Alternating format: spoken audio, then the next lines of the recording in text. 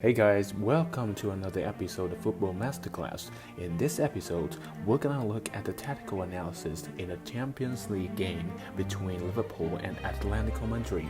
This is gonna be a crash of the two completely different football philosophy as it unfolds in front of our eyes as millions of people watching. Let's see how their tactical ideas were materialized in this game.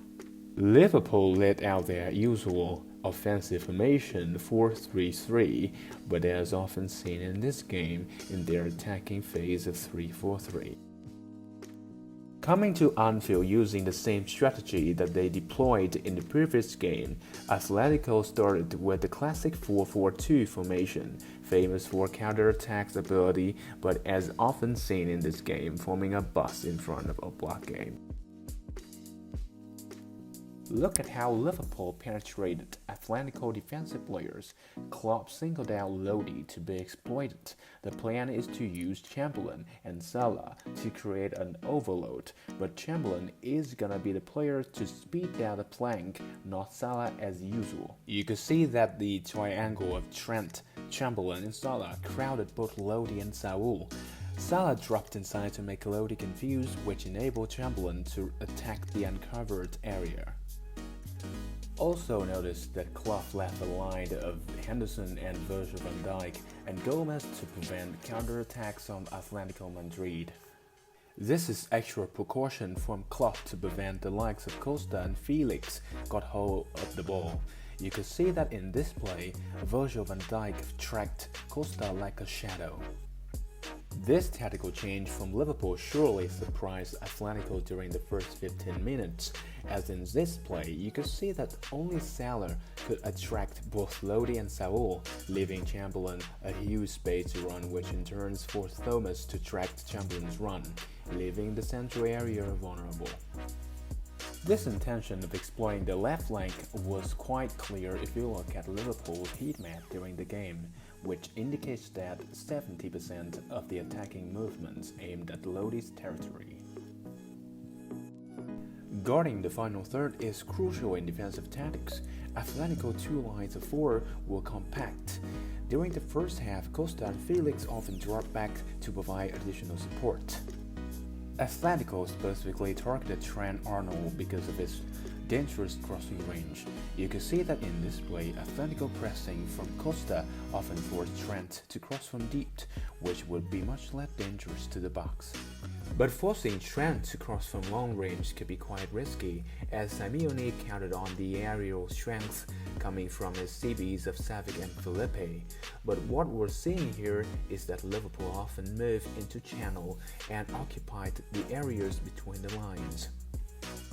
Letting Trent drift inside to put crosses from deep was one of the solutions to break down Atletico's two layers of defense. There were at least 3 times Liverpool was denied by Oblak. In this play, Atletico defensive looked a bit shaky as it took 3 men to mark Salah. Plus Liverpool often uses Firmino to make decoy run, while the crosses aimed at players making run into the box to avoid marking. Simeone's focus on maintaining 2 solid lines at times could backfire, especially in counterattacks from Liverpool. In this play, Mane was given a huge gap to operate and take a shot, as Atletico midfields were rushing back to form a line in front of Salah. When not in possession, you could see that Liverpool were so well organized as they created numerical advantage surrounding Koke, the main link in Atletico's transition to attacking, which were really effective in the first half by forcing Savic and the backline to put long ball forward. The comparison of passes between Liverpool and Atletico was astonishing.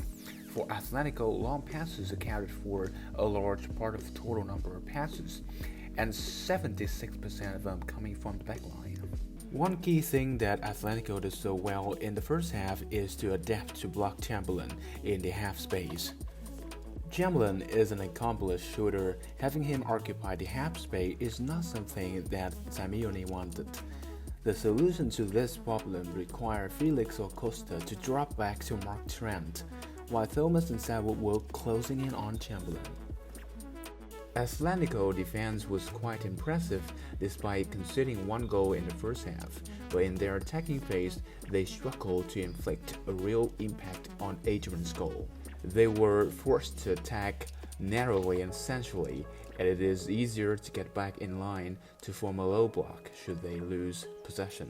This was especially hard given Liverpool's constant counter-pressing and numerical advantage that they created in the central area, and it is the main reason why Simeone substituted Costa with Llorente quite early in the second half. But the twist that destroyed Liverpool after the second goal by Firmino was Adrian.